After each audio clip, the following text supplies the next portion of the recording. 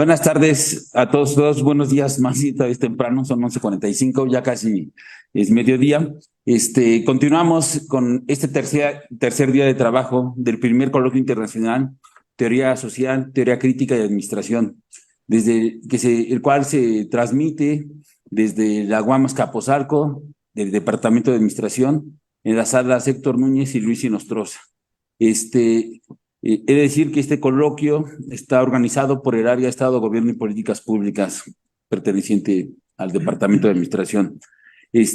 Bueno, continuando con los trabajos, después de la excelente conferencia del doctor David Salvador, a continuación nos hará el honor de dar su conferencia a la doctora Rosiluz Ceballos Povedano, la noción de eficiencia y sus consecuencias humanas.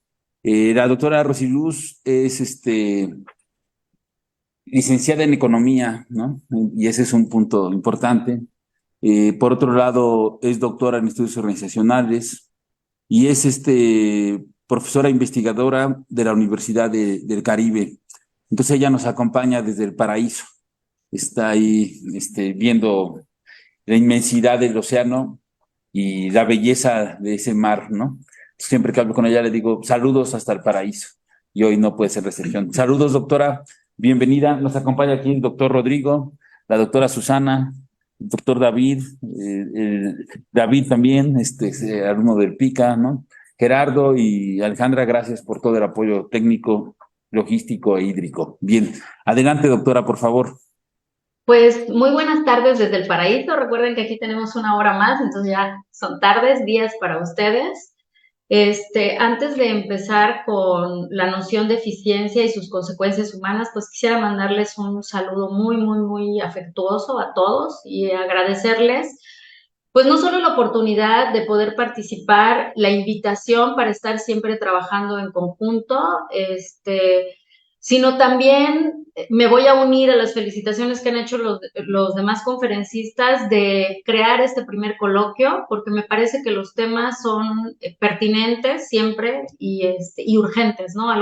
Bueno, todos son urgentes y urgente conjuntarlos, que un poco es de lo que yo voy a hablar. Entonces les saludo a la doctora Susi con mucho cariño desde aquí. Carlos, gracias por la invitación, al doctor Rodrigo también, a Ale y a Gerardo, que me dio mucho gusto conocerlos hace poco, y a los doctores David también, que no se ven aquí en cuadro, pero los saludo también con mucho afecto. Entonces, para empezar, sí quisiera retomar lo que decía Carlos de que soy economista, porque ahora lo que van a escuchar ustedes, y al final un poquito con las conclusiones, pues tiene que ver cómo piensa uno, ¿no? Entonces yo no puedo dejar de ser economista, porque además, pues tuve la licenciatura y la maestría en economía y el doctorado en estudios organizacionales. Y sí valoro mucho la perspectiva que los estudios me dieron, pero es importante también aclarar que nunca tuve una formación como administradora, ni siquiera en la maestría, eh, ni tampoco bueno, y en el doctorado pues ya era como un avance ya de práctica y de ver los temas que a lo mejor muchos, si nos escuchan estudiantes o muchos de los investigadores que nos escuchan, que los han de haber visto desde etapas previas de su formación. Y a mí me sorprendió la riqueza de las diferentes perspectivas que se iban vinculando en la teoría social y por supuesto en la teoría crítica, y muchas de las lecturas que yo hice en mi formación como economista también eran parte de esta teoría crítica y no lo sabía como tal, ¿no? O sea, era una parte de la formación. Entonces, yo voy a empezar a hablar de la noción de eficiencia y estas consecuencias humanas que tiene, esperando cubrir con estas expectativas del coloquio. Y he dividido en tres partes muy sencillas la exposición. La primera la denominé eficiencia, ¿para qué? O sea, como para qué queremos esta eficiencia. Y voy a hablar un poco de los antecedentes del sistema capitalista que es en el que vivimos, aunque seamos un país pobre, pero vivimos en este sistema, y un poco discutir la noción de eficiencia desde el punto de vista económico y desde un punto de vista general y cotidiano, ¿no? Y después las consecuencias humanas divididas en tres puntos, ¿no? La persona, la organización y la sociedad. Y luego en la tercera parte, ya como una conclusión, hablar en sí de las consecuencias y cómo las estudiamos nosotros, o cómo propongo que podríamos seguirlas estudiando, porque sí se han estudiado, pero cómo, ¿no? O sea, cómo las vinculamos con nuestros estudios. Entonces, empiezo cómo se origina, un poco con los antecedentes, cómo se origina esta noción de eficiencia y cómo se generaliza esta noción. Y bueno, un poco la respuesta es con la transición del sistema feudal hacia el sistema capitalista, que se empieza a gestar como tal la transición de las formas artesanales a la producción en serie. Y en ese momento comienza con el trabajo lucrativo y la apropiación de los dueños del capital, lo que permite la reproducción de este capital, abriendo una brecha económica y social entre quienes poseen los medios de producción y quienes aportan su trabajo al proceso productivo. Esto se les hará conocido, ¿no? Pero es como el parteaguas de donde empieza el concepto, y ahorita más adelante vamos a ver cómo la especialización también abunda a esta noción de eficiencia, que bueno, por supuesto que en la época feudal pues no se tenía de manera consciente. Entonces empieza ya hace unos siglos y pasamos del consumo directo, o sea, para agregar del consumo directo al intercambio y a la acumulación. Esto crea en esta búsqueda de la eficiencia una división social del trabajo que implica la explotación con el propósito de obtener un mayor número de bienes para el intercambio y la acumulación de dinero. Entonces, esta parte del proceso productivo también viene acompañado de una parte de un proceso financiero, ¿no? Entonces pasamos del taller, del trabajo en el taller a la empresa. Y es donde se va a dar esta noción de eficiencia. El proceso de producción establece división y con ello coordinación y cooperación, pero la apropiación de la ganancia es solo individual. Entonces, aquí tenemos como la primera consecuencia, ¿no? En esta aparición de la eficiencia, aunque no se fuera dando primero, sino que se fue documentando en el quehacer cotidiano del proceso productivo, es que el proceso sí se hace en coordinación y cooperación, pero esta apropiación solo se hace de forma individual, ¿no? Entonces, en este paso del taller a la empresa, el privilegio del nacimiento, que era lo que amparaba el sistema anterior, fue destruido, sin duda alguna, esa es una cita de Huberman, pero el privilegio del negocio lo reemplazó. Entonces, pasamos de un privilegio a otro, ¿no? Y con eso vienen los objetivos de maximización. Entonces, ya establecida la empresa, vienen los objetivos de maximización de la utilidad y desde luego la minimización de los costos. Y esto empieza a contrarrestar con la vida. Entonces, aquí tenemos una pequeña bifurcación en el cambio que se tiene en la organización para la vida que sí se tenía antes en los talleres con la precariedad que se vivía en ese momento, ¿no? Sin avance tecnológico, con problemas de salud, con, bueno, como era la vida en lo que llamamos época medieval.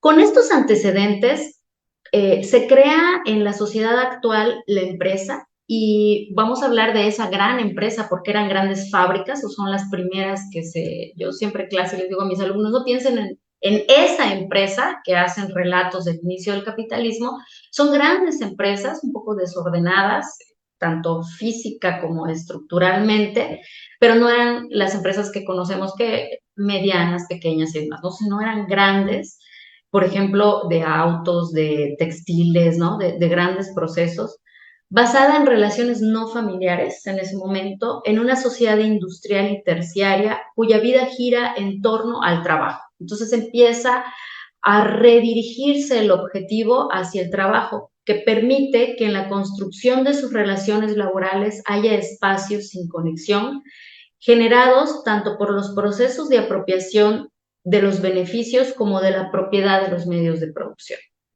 Y en la búsqueda de la eficiencia y de la maximización, entonces aparece la especialización profesional, ¿no? El intercambio y el dinero generan una separación de las actividades productivas, provocando la división social del trabajo. Sistema con procesos acumulativos que se refuerzan mutuamente mediante la acumulación del capital, sus recursos, la centralización de poderes, entre otras características que permiten el incremento en productividad y una homogenización en la forma de vida. Esa sería una segunda consecuencia, ¿no? La primera es que se separa el trabajo de la apropiación y esta segunda que permite claro, incrementos en productividad, que eso es parte, es la eficiencia, ¿no? Y también acompaña a una homogenización en la forma de vida. Entonces, los lugares, todos en el mundo, empiezan desde Europa a generar un modelo de vida a llevar en cualquier parte, incluyéndonos a nosotros, ¿no? En América.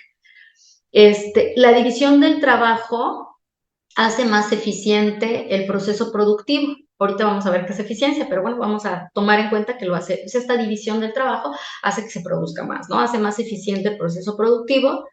Este proceso consiste en la obtención de un producto dividiendo cada etapa de su producción en una persona o grupo de personas, a diferencia de la producción artesanal que se tenía, que era una sola persona cuyo bien elaborado desde la obtención de la materia prima hasta su intercambio. O sea, sí se perdía en cantidad, pero se ganaba en cualidad, porque los artesanos de la época medieval no eran los artesanos que conocemos ahora, ¿no? O sea, eran personas prácticamente ingenieros, por decirlo de alguna manera. Entonces, esto va acompañado de un cambio en la estructura social. El individuo recibe su formación ya no en los talleres, sino desde fuera de la casa y por medios que le proporcionan organizaciones, como somos ahora las universidades, pues de toda clase, ¿no? Escuelas, teatros, salas, conciertos, asociaciones, reuniones, o sea, cualquier tipo de organización ya no está formada por los gremios, sino que se sale y entonces, a lo mejor como estamos acostumbrados a esta vida ahora, no pensamos en esa otra, ¿no? La economía doméstica, que era la anterior, ya no es un sitio de producción, o sea, se separa la casa y se separa la casa de, del lugar de producción y ya no es un lugar de consumo común. En algún sentido hay una homogenización de la producción y de la estructura social y hay separación local de la casa y la profesión. Esto es importante porque entre otras de las consecuencias que podemos citar hasta estos días, también están estas consecuencias sociales que tenemos y que las comento o las enlisto en la parte de las conclusiones. Pero esta separación de trabajo y vida, de trabajo y casa, profesión, de lo doméstico, también va a generar algunos cambios estructurales y, bueno, cambios que nosotros vivimos ahora, ¿no? Como la desestructuración familiar bueno, por poner algún ejemplo. Entonces, para acabar con esta parte de la transición entre, que es donde, en esta transición entre el sistema feudal y el capitalista, que es donde surge esta noción de eficiencia, desde una postura un poco crítica y como una tercera consecuencia, voy a leerles dos citas de Corea, del taller y el cronómetro, donde ejemplifica muy bien esta forma y donde también esta parte de la eficiencia retoma una de las consecuencias que empezaron a surgir y que ya se observaban, ¿no? Para luego poder hacer una postura crítica. De la formación de la empresa moderna dentro del sistema capitalista, se inicia un deterioro del nivel de vida de los trabajadores, lejano al derecho de propiedad, que solo cuenta con sus servicios individuales. Es decir, ya se puede tener propiedad privada de los medios de producción, pero si eres un trabajador, lo que tienes son tus servicios individuales. El sistema se explica y fortalece con la producción en masa de grandes empresas, con capacidad de acumulación de capital. Surge una estructura diferente, una nueva clase obrera. La estructura de la clase obrera permite una descomposición entre técnica y política donde se puede captar el taylorismo como estrategia de dominación sobre el trabajo. Este permite la entrada masiva de trabajadores no especializados en la producción. La fuente de riqueza la constituye el trabajo. Solo un aumento en la productividad puede favorecer el desarrollo de la acumulación del capital. Esto sería como una tercera consecuencia, ¿no? ¿De dónde puedes sacar acumulación si todo el tiempo estás trabajando? Bueno, pues siendo más productivo. Y aún así luego hay un cálculo que se hace de cuánto podrías acumular con eso. Y bueno, creo que en las diferentes pláticas que se han dado en el coloquio se ha trabajado un poquito más esta parte, ¿no? Que una de las conclusiones es que en realidad no es posible, ¿no? Esta crítica es la que se hace al modelo fordista que contribuyó a la producción en masa tan representativa del capitalismo que funciona bajo los principios de Fayol y Taylor, explicada en el conteo del tiempo, en el cronómetro como símbolo de una nueva lógica de presión y control de la mecanización del trabajo del hombre. Emprende una nueva forma de trabajo que libera una forma diferente de poder y saber en el trabajo. El trabajador, sin conocimiento pleno de su trabajo, es atacado en los modos operatorios y en control de los tiempos a medida que las ramas y las industrias se manifiestan en un cambio, al organizar el taller y el trabajo sobre una nueva base científica, el cronómetro. Asegura un cambio de régimen a la acumulación del capital. Y esta es una cita la segunda cita de Corea. Y entonces se acerca a un punto crítico no solo en nuestro país, sino en América Latina, porque la modernidad, o lo que es llamado modernidad, se representa en un mundo, pero no en un mundo que está desarrollando la gran empresa, sino en un mundo que los cepalinos conocen como subdesarrollo, dependencia y marginación. La racionalidad que está amparando, ese pensamiento racional que ampara la eficiencia, marca una distancia más grande que se aleja de la justicia, la equidad y la libertad. Es decir, se explica solo en términos de un mundo, pero no de todo el mundo, ¿no? De otras partes que nosotros, sobre todo como en América Latina, vivimos con otras realidades, ¿no? Entonces surge la pregunta que proponía yo al principio, ¿eficiencia para qué? ¿No? La eficiencia, que es conocida o se puede definir en una noción más por menos, o sea, en economía se trata de producir más con menos o bienes y servicios, con bienes y servicios que la gente valora más. En economía es así, ¿no? No solo el tema del precio para el intercambio, sino que en economía se asume que se genera una eficiencia cuando la gente compra las cosas porque las valora más, ¿no? Hacemos como un orden de prioridades en términos de mercado.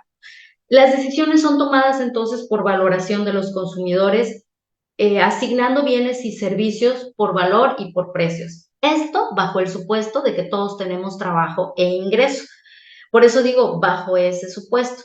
Y bajo un sentido de eficiencia, también se presentan algunos obstáculos, hablando solo de cómo se concibe la eficiencia en el mercado. Y entonces se presentan precios tope y precios mínimos, impuestos, subsidios, cuotas, la aparición de los monopolios, bienes públicos y propiedad común y las externalidades, tanto las positivas como las negativas, que serían costos y beneficios. Entonces, ¿para qué queremos la eficiencia en un mundo donde podemos producir más con menos si la realidad es que incluso después de la crisis del capitalismo y de la crisis de los otros sistemas sigue habiendo pobres, ¿no? O sea, como, ¿cuál es el sentido? Desde un punto de vista económico, la eficiencia puede explicarse a través de dos ramas de estudio, tanto una parte macroeconómica como otra microeconómica, o bien de manera general de sus resultados, que sería la macro, o particular de sus operaciones, desde los consumidores o desde las empresas. De esta manera general, así en macro, somos eficientes si los bienes y servicios se distribuyen de manera justa en sociedad. Esa sería la eficiencia macro, ¿no? De forma individual, permite a las empresas minimizar costos, Evitar despilfarro y maximizar utilidades. Esa es la otra parte de la eficiencia, pero esa tiene unidades organizadas, que son las empresas, y la otra nos tiene a nosotros solos, o sea, nosotros como consumidores o como ciudadanos, como consumidores estamos dentro del mercado, como ciudadanos si existimos y pensamos, y buscando esta eficiencia, ¿no? Que desde luego también está el Estado. Estos son conceptos que pueden encontrarse en textos de economía. La mirada crítica interviene en el momento en que solo se persigue la eficiencia empresarial, esa parte micro o particular de producción de bienes y servicios, y no de la distribución, y desde luego con ellos el bienestar de la sociedad, que sería la parte eficiente, ¿no? La noción de eficiencia entonces se origina con la idea de aprovechar los recursos disponibles de manera que se produzca más con lo mismo o lo mismo con menos y que la sociedad cubra sus necesidades. El problema se origina de manera intertemporal. Esta es una condición que bueno, los economistas consideramos cuando hacemos estudios, viendo el presente, el pasado y el futuro, y como consecuencia de coordinación económica.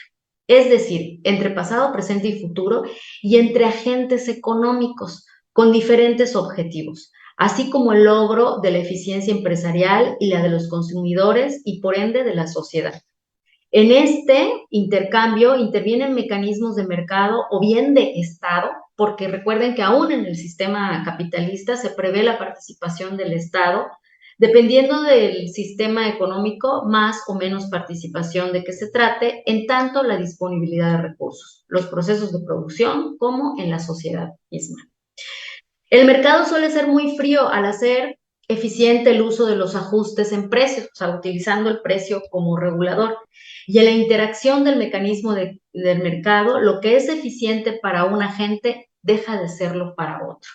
Es decir, lo que el mercado hace eficiente aumentando el precio. El precio como regulador hace eficiente en términos microeconómicos el ajuste, pero en términos sociales, una porción de la sociedad quedará fuera del acceso. Porque si regresamos al supuesto que yo planteaba, bueno, suponiendo que todos tienen ingreso y trabajo, aún con las consideraciones de ingreso y de trabajo que se han discutido en estos días, ¿no? Cuando estos bienes o servicios son básicos para la supervivencia, se pierde la eficiencia macroeconómica o social, ¿no? De la sociedad. En términos de producción, se sustituye la mano de obra por la tecnología, los insumos caros por los baratos y funciones de alta cualificación por otras menos costosas, que esto también es una consecuencia de este sistema de producción, ¿no? En el tiempo, la eficiencia dinámica hace que la innovación tecnológica minimice costos y la especialización de trabajadores puede incrementar el precio de los productos. ¿Y qué pasa con los otros trabajadores? Sobre todo en las regiones en las que han sido desplazados porque su cualificación era baja. Y cuando hablaba de relaciones intertemporales, en los libros de economía, cuando se habla de eficiencia, dice, bueno, sale un grupo de trabajadores y entra otro, pero no nos dice qué pasa cuando estos que no tienen cualificación han sido desplazados del mercado. ¿Cómo subsanan estas necesidades, ¿no? Entonces, en ese sentido, se puede perder la eficiencia social. Bueno, la explicación es dada por diversos autores. En economía se estudia a través de los óptimos, que es una situación de mercado, pero de manera productiva, incluyendo esta definición, se comienza a agotar el modelo de eficiencia dominado por esta producción en masa, con formas inflexibles de producción.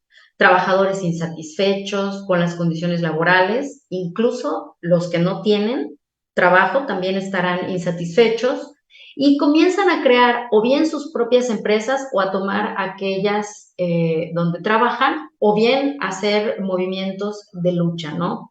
En una estructura social adaptada a la dirección autónoma del hombre que emplea las fuerzas de producción industrial para el trabajo en masa con una participación mínima del Estado, no contempla a la población vulnerable y su sobrevivencia en este ambiente. Es decir, Como población vulnerable podemos tener todo aquello que va perdiendo capacidad o cualificación porque no son las mismas personas a lo largo de todo el tiempo. Y conforme van pasando generaciones, también se va perdiendo esta práctica o conocimiento del trabajo organizado. Y entonces nos preguntamos, ¿qué tan eficiente, voy a poner un ejemplo, qué tan eficiente es producir alimentos en masa, hablando de relaciones intertemporales?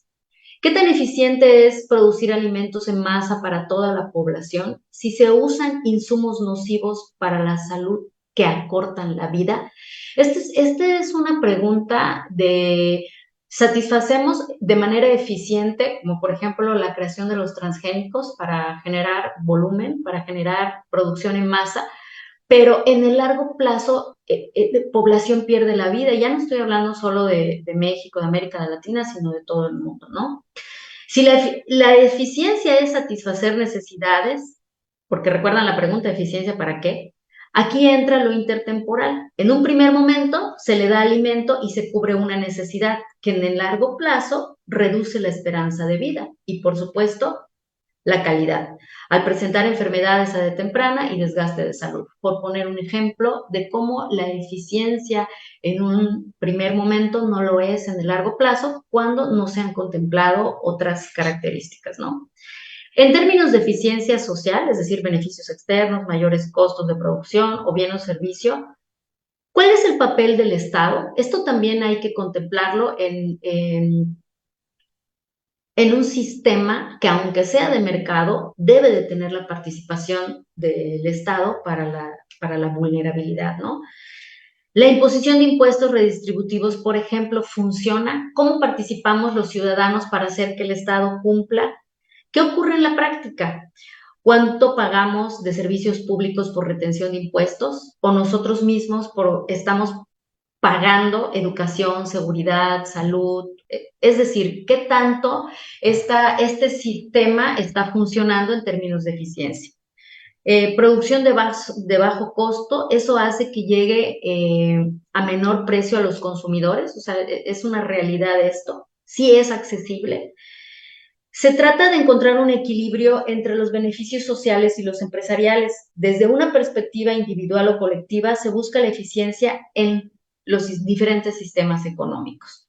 ¿Importa esta eficiencia? Claro, para evitar el despilfarro. ¿Qué críticas damos a esto? Sigue habiendo una brecha entre ricos y pobres, una desigualdad social, política y sobre todo de daño ambiental. O sea, yo por muchos años, yo recuerdo en mis primeros años de maestra, una chica que estaba en clase, estábamos en clase de Economía Internacional, viendo los intercambios comerciales y cómo los volúmenes, la especialización generaba volúmenes de producción, pero cómo seguían los indicadores de pobreza creciendo. Me dice, maestra, ¿cómo puede dormir usted? Pues ya me acostumbré, ¿no? A lo mejor un montón de personas ya se acostumbraron, pero la pobreza sigue existiendo, ¿no? Somos más eficientes, creamos tecnología, hay nuevas, bueno, ya hay hasta nuevos mundos, pero seguimos viviendo, o sea, los economistas tenemos trabajo porque sigue habiendo pobreza, ¿no? La búsqueda de la eficiencia puede ocasionar falta de equidad y de justicia social cuando se hace con la primera de las consecuencias, ¿no? Sistemas, necesidades sociales y trabajo obligatorio por el bien común. Algunos antecedentes de esta problematización de aspectos de estudio por falta de equidad y de justicia. Mejoran las condiciones de la economía regional, no hay mejora tampoco en las condiciones de vida de la población, ni tampoco han contribuido a retener a la población en un área que se caracterizó históricamente por tasas migratorias. Es decir, cuando en el propio lugar ya no se encuentran estas formas de vida, cuando son formas de vida diferentes, no homogéneas a las que se tenían, entonces también empieza la migración o el éxodo, ¿no? Y entonces empiezo el planteamiento de las consecuencias humanas. Ante esta situación de libre organización de la producción en sociedad, sin dirección, porque cuando empezó el sistema capitalista a transformarse, sin dirección del Estado o del clero, como se hacía antes, surge la precariedad laboral, irónicamente con tasas más altas de producción, empieza la precariedad laboral. Sí hay más productos para satisfacer las necesidades, pero no hay acceso a ellos porque no hay acceso al trabajo. O sea, el desempleo, la falta de trabajo es un problema de este sistema, porque la organización de la producción para la obtención de bienes y servicios genera diferentes tipos de relaciones sociales y rezaga a quienes quedan debajo de la jerarquía laboral. Desde el esclavismo hasta el capitalismo, estas relaciones se presentan con asimetría debido a la propiedad de los factores productivos. Primero, pues por la propiedad del hombre en el esclavismo, de la tierra durante el feudalismo y en esta época del trabajo. El sistema basado en la eficiencia crea un nuevo modelo de producción y una nueva dinámica laboral, el trabajo asalariado. ¿Qué es lo que este trabajo asalariado produce? Y bueno, todas estas consecuencias las voy a enumerar, una como sociales, otra como, bueno, como humanas, ¿no? Propiamente, y de estudio, ¿no? De cómo las podemos estudiar. Entonces, de las consecuencias de todos estos antecedentes que di, tenemos entre las sociales la modificación de las relaciones de trabajo, una sociedad diferente con desintegración familiar, con trabajadores por un lado y familias por otro, migraciones, ¿no? Lo último que mencionaba, un éxodo rural, es decir, se va la gente de las pequeñas comunidades por esta homogenización de vida y bueno, en algunos casos, aunque yo no toco este tema de despojos, por ejemplo, ¿no? Abandono de actividades primarias, ya hay pronósticos hechos hace muchos años de lo caro que van a ser los alimentos, porque si esto es el mercado, oferta y demanda, no va a haber pocos, entonces, ¿qué vamos a comer? Hay un éxodo de esto. Y por supuesto, violencia, corrupción, que vienen acompañadas o deberían de venir acompañadas de luchas, movimientos sociales y de protestas. Esto es una de las consecuencias que he marcado como sociales. Aquí también no soy especialista, pero sí desde una mirada de la teoría social y desde los estudios organizacionales, que para mí fueron una manera de acercarme también a lo humano. Hay una dinámica mundial de las organizaciones locales y un modelo de vida externo. Estas consecuencias humanas nos han hecho dejar de ver a la persona primero. O sea, sobrevivir contra construir una vida. O sea, no es lo mismo sobrevivir, conseguir estas necesidades como nosotros los economistas definimos, ¿no? La satisfacción de las necesidades de supervivencia, pero eso es una cosa y otra va acompañada de la construcción de una vida, ¿no? O sea, ¿por qué estamos, si tenemos alimento, vivienda, salud, educación y demás, ¿por qué tenemos tantos niveles de violencia? Y no estoy hablando solo de México ni de América Latina, estoy hablando de todo el mundo. ¿Por qué los niveles de violencia son tan grandes? Este, entonces, esta es una propuesta como consecuencia humana de que hemos dejado de ver a las personas, y yo sé que hay formaciones para estudiarlas, ¿no? Como los psicólogos o incluso los biólogos que ven unidades de vida. Pero creo que el objetivo, el objetivo debe de ser la vida y las personas, ¿no? Y entonces, centrarnos en eso y en su organización, sus organizaciones y cómo estamos en la sociedad. Pero nosotros hemos hecho el estudio al revés, ¿no? Primero o caracterizando a la sociedad, sus sistemas, y entonces aquí viene una propuesta de estudio que incluye a la especie, por un lado, al ser humano, y otra a los individuos. Como nos hemos dejado de estudiar, y la propuesta es una interdisciplinariedad. O sea, no tienen por qué los estudiosos sociales dejar de ver las cuestiones biológicas, neurológicas, lingüísticas, sociales, y no tienen por qué los que estudian la biología, la neurociencia, etcétera, dejar de ver estas consideraciones en sociedad, en conjunto y en producción de eso, ¿no? Algunas de las tendencias que nosotros hemos visto en los estudios organizacionales y que son una propuesta, son el estudio de, pues, de la vida, los modelos que hay y es el estudio del lenguaje, ¿no? De cómo nos dice que somos, para ver las particularidades, las diferentes formas de vida, los diferentes lugares y salirnos de esa homogenización, ¿no? Algo que va acompañado de que no veamos esta amalgama, pues es el extractivismo, los modelos de vida, lo que vestimos, lo que comemos, lo que queremos, siempre están amparados bajo, aunque no lo querramos, ¿no?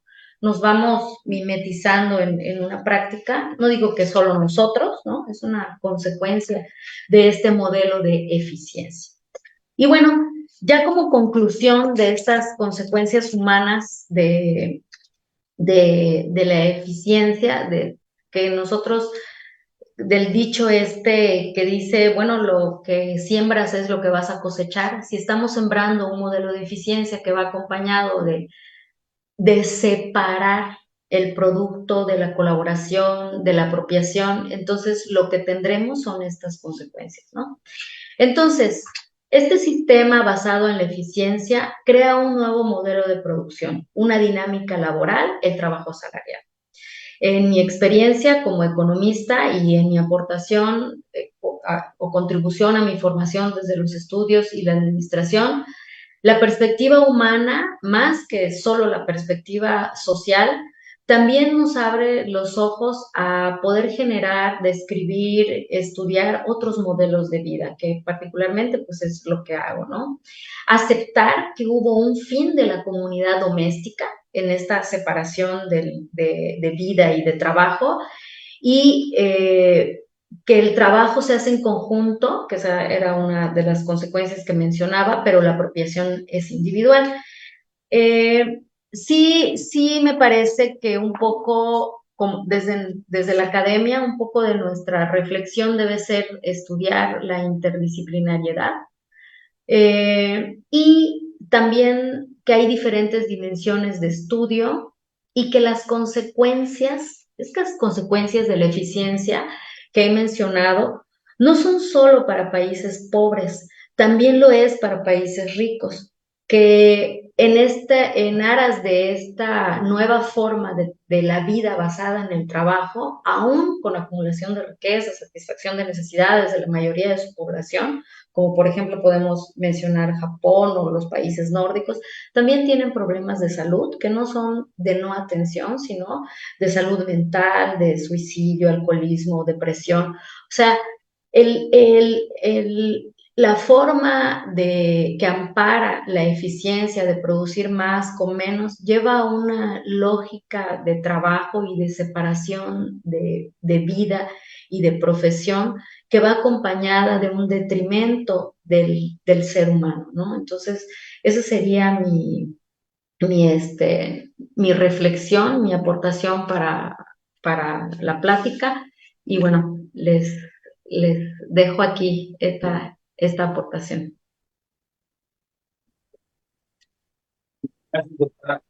Este, Muy interesante, realmente toda una propuesta, dentro de la teoría social y el pensamiento crítico, ¿no? Así realmente este tema de la eficiencia y cómo lo fue abordando resulta muy interesante porque al final de cuentas, ¿eficiencia para qué, no? Esa es una gran pregunta, porque abre exactamente la discusión. Una sería de eficiencia para optimizar los recursos, ¿no? Y obtener más ganancias en el circuito de la producción y del mercado. Y por otro lado, esa eficiencia para la vida es donde de repente pareciera ser que ya no es tan eficiente la eficiencia, ¿no? La primera, ¿no? Entonces hablamos, eso, creo que ese es el punto fundamental del pensamiento crítico, así tal cual, donde de repente la reflexión, y en este caso su excelente exposición, doctora, lleva o invita a pensar la reflexión que hay ciertas formas de organizar la vida, ¿no? O de organizarnos socialmente y terminan siendo contrarias a la propia vida, ¿no? Y entonces eso que se creía muy eficiente, ¿no? Y se creía que es lo que hay que apostarle, cuando empieza uno a desmenuzar, bueno, sí, a ponerle niveles analíticos a la reflexión, se da uno cuenta de que pues el incremento de la productividad, ¿no? Que homogeniza, pues al final de cuentas, va a llevar a que la vida no sea posible, a pesar de que hay un incremento de la productividad. Yo lo cual resulta así una paradoja, tremenda, ¿no? Por decirlo menos, ¿no? Y bueno, las consecuencias sociales que fue exponiendo, al igual que las humanas, son, este, en su momento devastadoras, ¿no? Así, en todo caso, ¿no?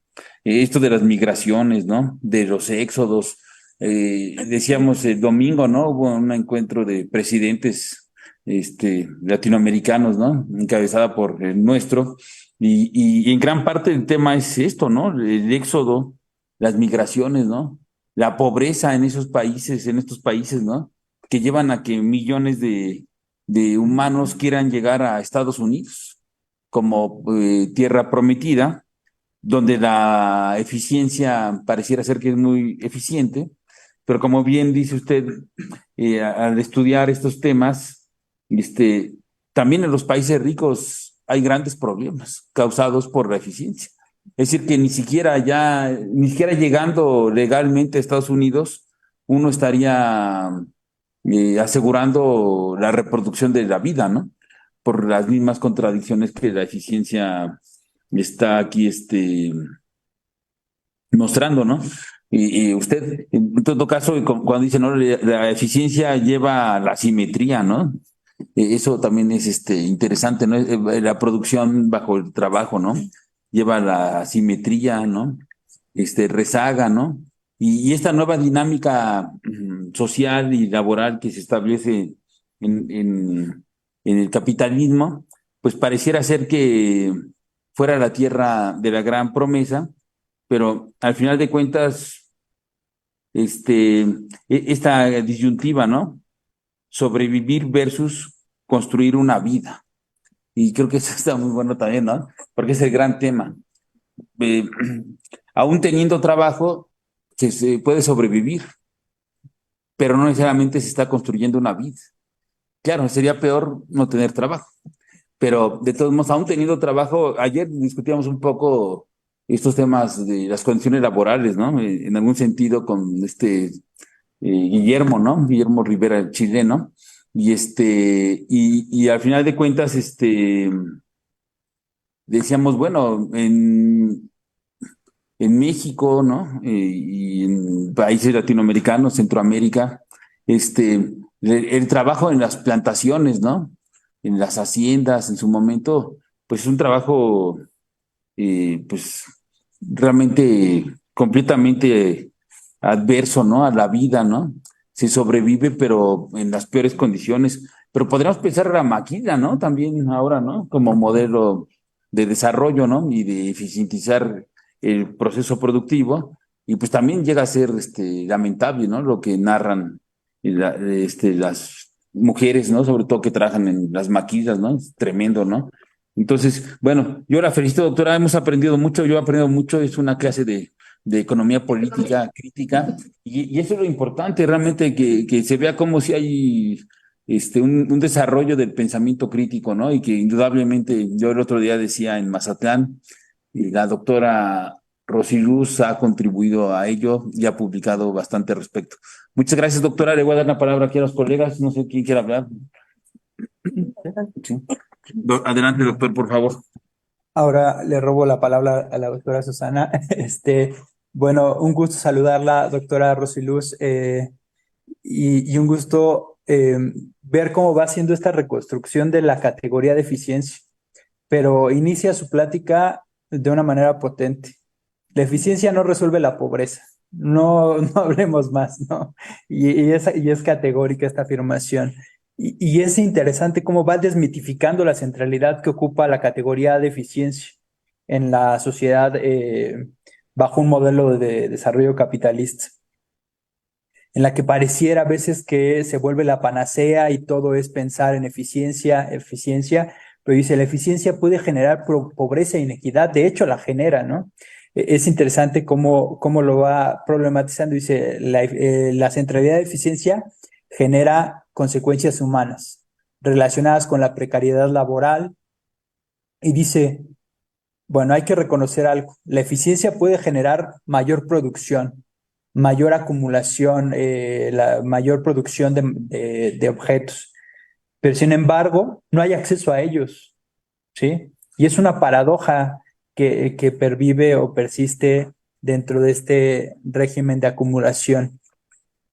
Y es interesante cómo va desarrollando esta idea de cómo en la producción hay un inicio de extracción de valor a través de un plusvalor absoluto y cómo la innovación tecnológica permite la extracción de valor a partir de un plusvalor relativo, ¿no? Y dice, esta incorporación de tecnología y la extracción de valor, plusvalor relativo genera un desplazamiento de los trabajadores con baja especialización, ¿sí? Y dice, se agota un modelo de eficiencia por consumo y producción en masa, y es interesante cómo lo va problematizando y desarrollando, y dice, esta incorporación de la tecnología que desplaza fuerza de trabajo propicia la formación de una clase flotante, una población vulnerable que que tiene baja calificación. Ahora, y lo que me invitaba a pensar es si el incremento de eficiencia necesariamente demanda mayor calificación de las personas trabajadoras, ¿no? Es un debate interesante que se pone ahí o que se abre la discusión. Y bueno, en esta reflexión también es interesante cómo señala, en la discusión sobre la ineficiencia debe aparecer el Estado como un agente protagónico, ¿no?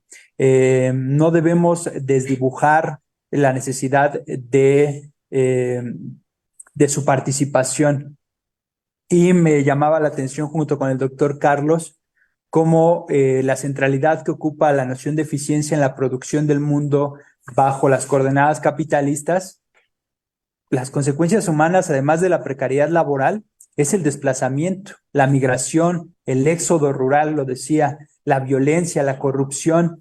Y me llamaba la atención algo, bueno, y dice dinámicas productivas, perdón, extractivistas con implicaciones ambientales.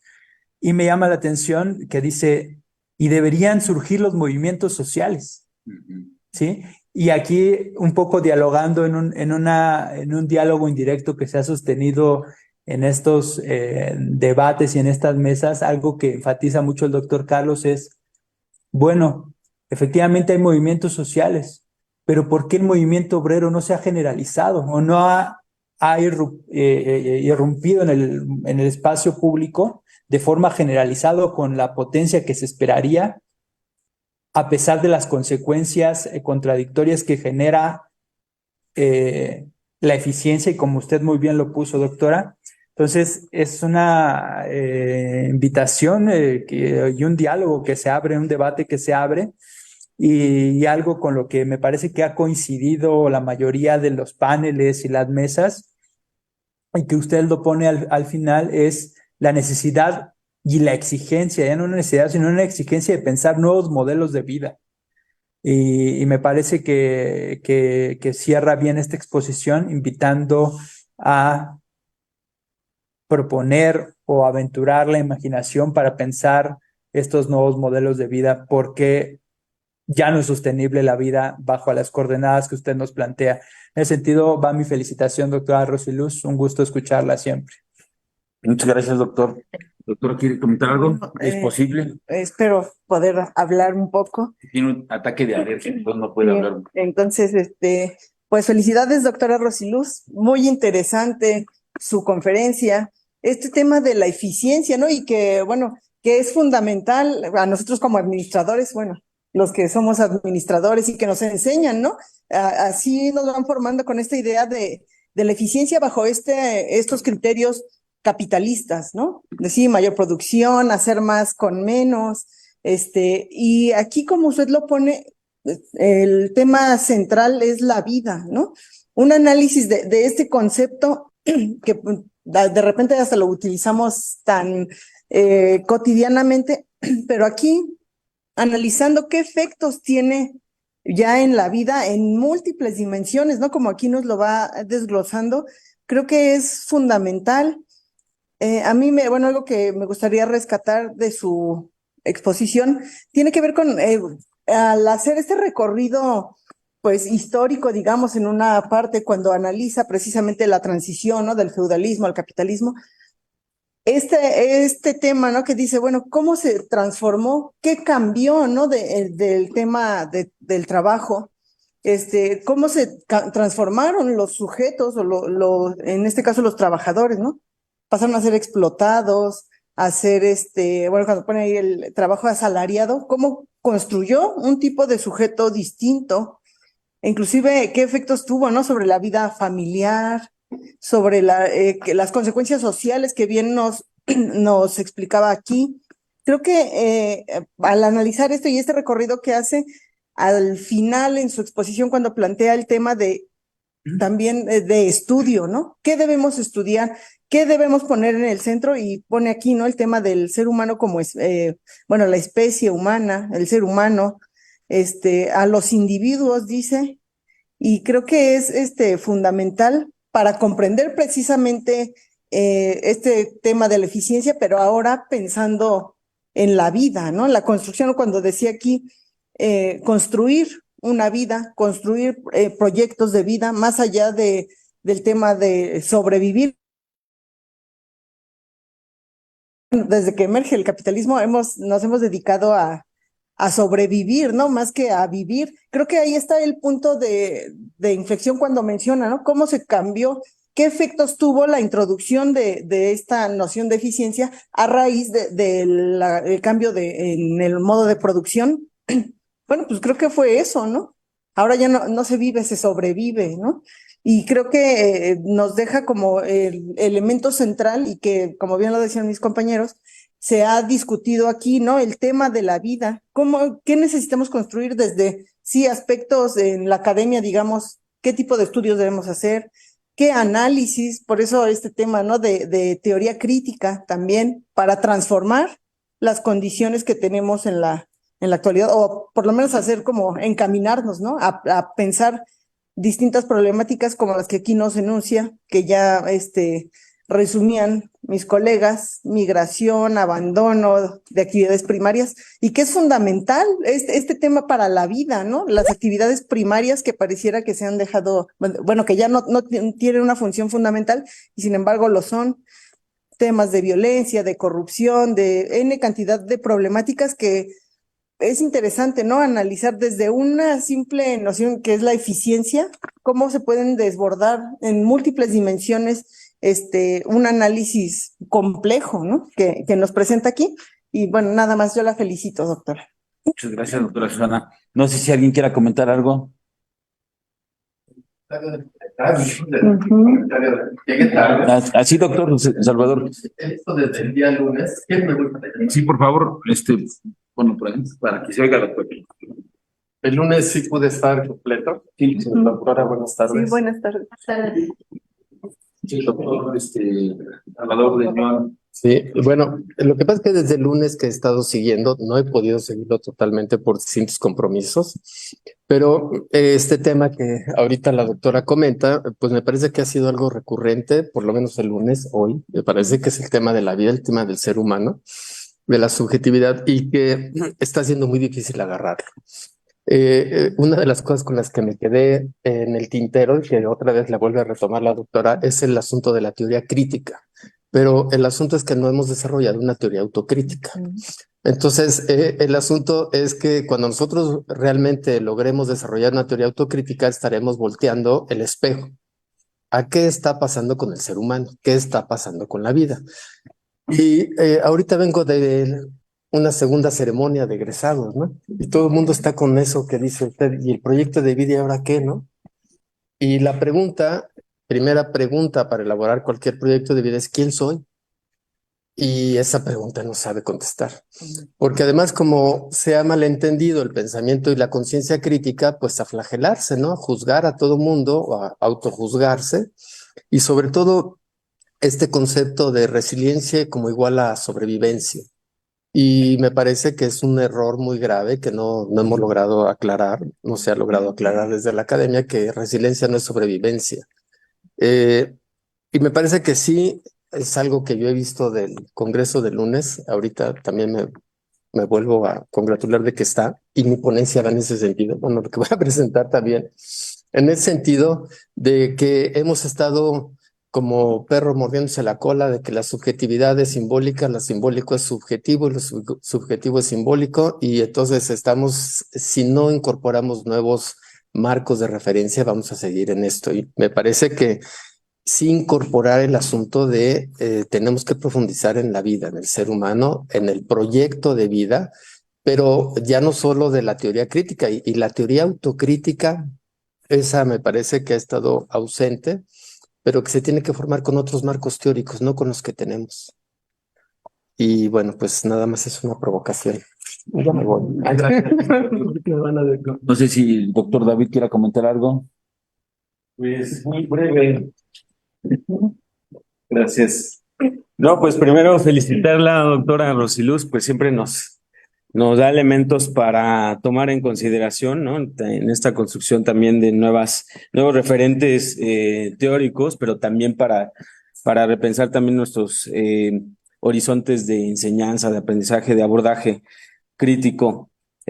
Cuando comentó el tema de eficiencia, ¿para qué? Bueno, no, tal vez se mencionó el para qué no deseamos nosotros ese modelo de eficiencia, pero tal vez me gustaría un poco escuchar si este paradigma de eficiencia es apto para algunos contextos o para qué sí, la eficiencia para qué sí. Esto considerando, sí, ya las consecuencias pues de un tipo de eficiencia orientado a la productividad, eficiencia a obtener la máxima ganancia, que ese es un tipo de eficiencia. Y hay otros tipos, hasta donde entendí, bueno, que también están incorporados en los procesos productivos, que de alguna manera están presentes en la producción económica, pero tal vez no están vistos desde esta lógica productivista, utilitarista, de maximización de la ganancia. Yo estaba pensando si otro tipo de eficiencia es posible, ¿no? Así como planteábamos otros tipos de economía, otro tipo de organización, si es posible otro tipo de eficiencia y hacia dónde tendría que ver, ¿no? Estas formas distintas de eficiencia. Eh, Retomando un poco, pues, este debate en torno a la vida, pues, obviamente es indiscutible retomar a Enrique Leff un poco desde la ecología política. Él habla del ambiente de la vida como incluso algo, un enigma, ¿no? Algo que es inconmensurable inclusive para la ciencia actual, para el entendimiento humano, que está más allá. Porque aunque logramos reconocer, pues, cuáles son las condiciones mínimas para considerar la vida, aún sigue habiendo enigmas, ¿no? De lo que lo mantiene, lo sostiene, lo posibilita. Y en ese sentido, por eso va también la pregunta, ¿no? ¿Qué tipos de eficiencia son aptos para el enigma de la vida, ¿no? Por así decirlo. Muchas gracias, doctor. No sé si hay que comentar algo, alguien más de aquí, ¿no? ¿Hay algún comentario en redes? ¿No? Muy bien. Bueno, hemos de decir también que la doctora Rosiluz, y lo dijo al final, pero no lo aclaró, es experta en estudios de cooperativas. Porque dijo, yo me dedico a estudiar de cooperativas. Dijo, yo me dedico a estudiar otras formas, ¿no? De como de ser eficiente y que tienda a la vida, ¿no? Entonces también, ahorita por la pregunta que hacían, pero bueno, entonces, doctora, le damos la palabra para que nos haga el honor de cerrar. Muchas gracias. Sí, gracias, Carlos. Pues gracias por sus comentarios. Bueno, yo anoté como parte de lo que me iban diciendo, pero bueno, concretamente la pregunta, el quien me preguntó pues fue David, ¿no? Entonces, lo primero que debo decir, que creo que lo mencioné, bueno, la eficiencia viene, así el término de eficiencia de hacer más con menos, es para evitar el despilfarro, o sea, que también es algo que nosotros llevamos en la vida cotidiana, o por lo menos yo, ¿no? O sea, tratamos de de ser eficientes hasta con nuestro tiempo, ¿no? Si son 24 horas al día, ¿cómo lo distribuyo? O sea, es una situación de recursos y es algo que existe y que se fue documentando, bueno, a través de la ciencia económica y de las ciencias administrativas, que también luego se vio como más sistematizado. Bueno, ya hasta modelos para medir, hay muchos tipos de eficiencia, definiciones. Por eso al principio hablaba de una noción como un poquito más general. Pero sobre la otra particularidad, sobre la otra pregunta que me hacía David, el doctor David, es importante que yo les diga, es que está relacionado con estas formas de vida porque, bueno, los economistas estudiamos la pobreza, ¿no? O sea, eso de cómo satisfacer necesidades y demás. Y pues es algo que todos nos preguntamos, ¿no? Bueno, los economistas. Hay otro tipo de eficiencia. Una que yo expliqué era, se puede estudiar desde el punto de vista de los agentes individuales, como la eficiencia empresarial o la de la producción, ¿no? O sea, como minimizar tiempos para ahorros y demás. Pero esa debería ir acompañada de la eficiencia social, que es que la mayoría o toda la población satisfaga sus necesidades. O sea, no tendríamos que llegar a guerras, aquí pueden intervenir en un sentido de autocrítica muchos otros factores, por lo menos yo, para incorporarlos tendría que estudiar mucho más tiempo, pero que sí vienen ya desde un punto de vista hasta filosófico, ¿no? O sea, de la vida y a ver por qué tanta guerra. Realmente siempre hay un trasfondo económico ahí, ¿no? O sea, ¿no? Y no creo que sea un tema de no tengo dónde dormir. Bueno, algunos pueblos sí, o no tengo que comer, otros sí reaccionan, pero otros lo que quieren es pues más, ¿no? Más poder, que esa también es una connotación que viene de la eficiencia, más poder, más control. Y eso pasado a un tema de unidad económica, pequeña empresa, incluso de familia, y por qué no, de ciudades, de países y de mundo, y que ha atravesado la historia, pues es decir, la historia de la humanidad está formada de eso, ¿no? Pues como de querer más. Entonces, sí, existen muchas otras formas de vida. Yo me he sorprendido de las otras formas de vida, de la búsqueda de esa eficiencia social en la que todos podemos tener, que hay varias corrientes. Ya al final no lo mencioné porque yo estoy empezando a estudiar esto. Hay una corriente que es la del buen vivir, otras que son las teorías que están dentro de América Latina, que yo no las estudio, pero que son de los pueblos, bueno, les llaman pueblos originarios, dependiendo de cada país. Nosotros siempre hicimos estudios de comunidades, ¿no? Indígenas y demás. El estudio del bienestar no es nada más comer y dormir, también implica otro estilo de vida. Y bueno, también hay otras formas precarias o no.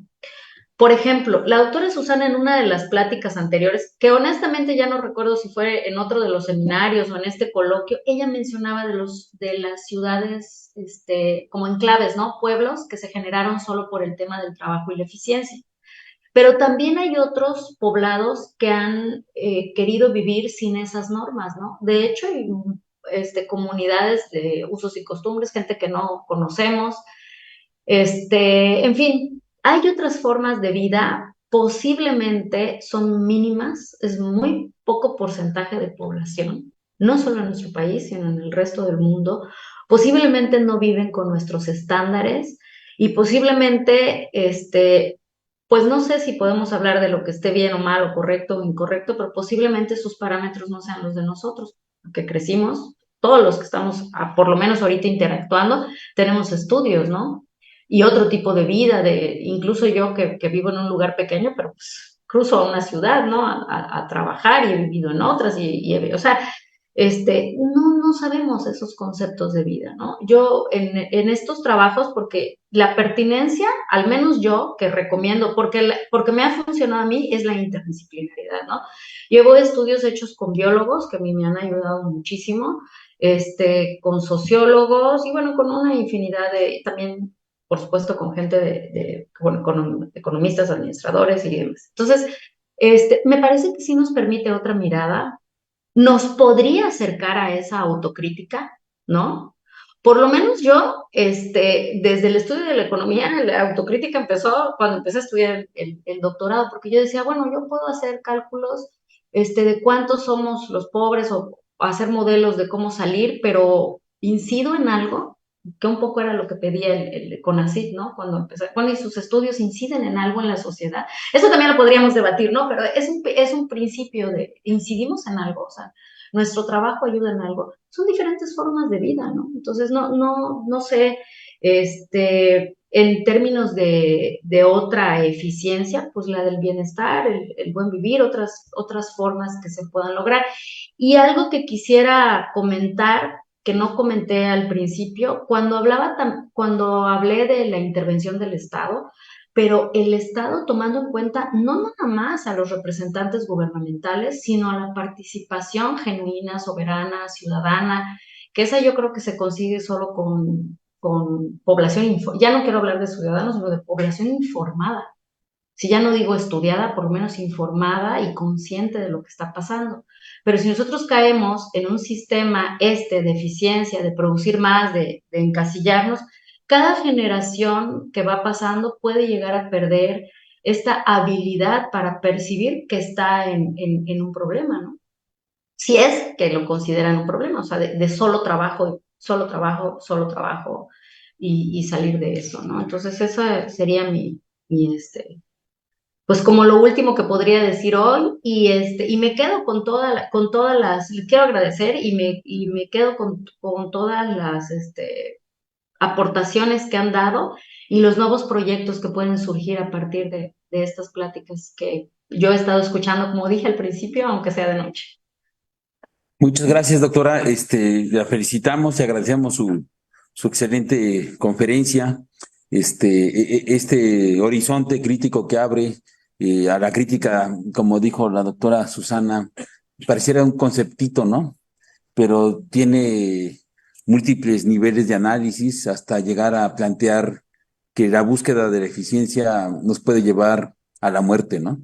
Entonces, y que al final de cuentas, como también dijo acá el doctor Rodrigo, pues están los movimientos sociales, ¿no? Los medioambientales, ¿no? Y por otro lado, como se expuso ahorita, pues la búsqueda de la vida te lleva a organizarte aún fuera de estos grandes criterios de racionalidad económica, ¿no? Y creo que la economía social y solidaria, las cooperativas, ¿no? Que no necesariamente son lo mismo, son creo que una cosa, un fenómeno real, ¿no? Así que las cooperativas, porque la doctora es experta en eso, sabe más que yo, no sería alguna barbaridad, pero es un fenómeno real que te permite ver cómo la lógica de la vida se impone no necesariamente como lucha de clases, se impone como lucha por la vida. Y eso nadie lo puede detener, así como las migraciones masivas de mexicanos, por un lado, y mexicanas que se fueron ilegalmente a Estados Unidos por la pobreza extrema, pero también que ahora las vemos pasar por nuestro país de centroamericanas, centroamericanos, pues es la lucha por la vida. Van caminando porque quieren estar vivos y paradójicamente en las peores condiciones de la existencia. A pesar de que tenemos aquí grandes inversiones de capital, no hay algo que se reparta, ¿no? Y esa es una contradicción que usted planteaba y me parece genial. Pues un aplauso a la doctora A. Bueno, entonces, un saludo hasta el paraíso, doctora. Un saludo con afecto para todos ustedes. Bye, gracias. Hasta luego. Nos vemos en 5 minutos, jóvenes.